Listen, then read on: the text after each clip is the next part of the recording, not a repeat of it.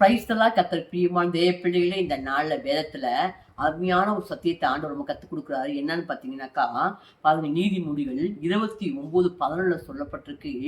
மூடன் தன் உள்ளதையெல்லாம் வெளிப்படுத்துவானாம், ஞானியோ அதை உள்ளுக்கு, பாருங்க, ஞானியோ அதை பின்னுக்கு அடக்கி வைப்பானாம். பாருங்க, மூடன் உள்ளதையெல்லாம் சொல்லுவான்னா என்ன அர்த்தம்னா, பாருங்க, இந்த நாள்ல நம்மளே குடும்ப பெண்களாகிய நம்ம இருக்கோம்.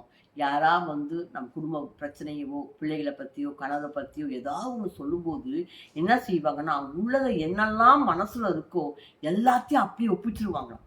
யாருங்களாம் அது? மூடன்களாம்.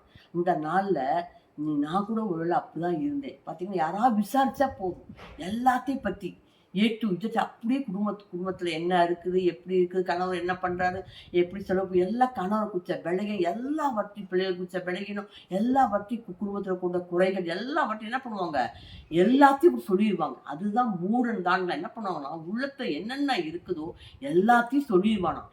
இந்த நாள நம்ம மூடத்தனமா இல்லாத அளவுக்கு ஞானியோ வார்த்தையை உள்ளுக்குள்ள அடக்கி வைப்பானுங்களாம். இந்த நாள நம்மளும் என்னத்தை கற்றுக்கொள்ளணும்னா, ஞானத்தை கற்றுக்கொள்ளணும். என்ன ஞானம் பார்த்தீங்கன்னா, எதை கேட்டாலும் எதை சொல்லணும், எதை சொல்லக்கூடாது அப்படின்னு ஞானம் நமக்கு ரொம்ப தேவையா இருக்குது. நம்ம சும்மா நல்லா தான் இருப்போம். ஏதாவது ஒரு கூட்டத்துல போய் பேசும்போது, ஏதோ 4 பேர் ஃப்ரெண்ட்ஸ் இருக்கும் பேசும்போது, யாரும் விசாரிக்கும் போது பாருங்க, எப்படி இருக்கா கணவர், வேலை இருக்குதா, எப்படி குடும்பத்தை ஓட்டுறீங்க அப்படின்னு கேட்கும்போது பாருங்க, அவங்க என்னெல்லாம் மனசுல இருக்குதோ, என்ன பிரச்சனையில இருக்கோ அவங்க எல்லாத்தையும் ஒப்பிச்சிருவாங்க.